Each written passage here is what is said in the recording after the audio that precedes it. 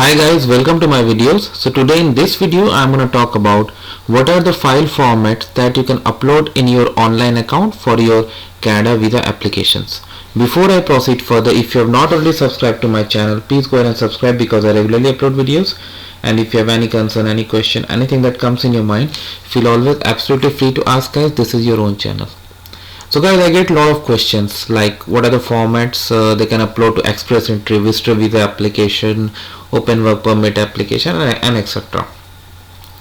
Well, the best way to do is like you go through come to Canada Wizard, and when your checklist is populated on the same page, you can see what are the formats they accept. It's well defined over there, but because of so many people asking this question, I thought of making this video. So I have opened the page in front of you from IRCC site. They have clearly stated that these are the file formats they accept, and they have also mentioned you cannot upload any other file format. So because of the validation applied, the system will not allow you to upload anything else. So like you have images formats, doc, docx, PDF.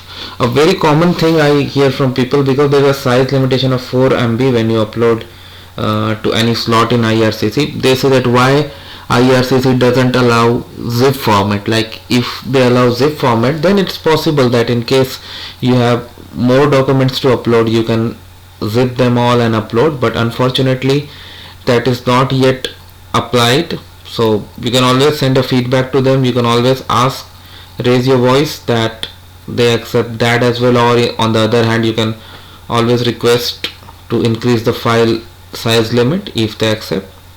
So then in future it may come into your favor, you never know. But as of now, these are the file formats. Like they are accepting image formats .tiff, .jpg, .png, .doc, .docx and .pdf. So these are the things you can use, and that's how it works guys. So I hope you like this video. Make sure to give it a like and comment, and if you have any concern, any question, anything that comes in your mind, feel always absolutely free to ask guys. This is your own channel. So thanks for now.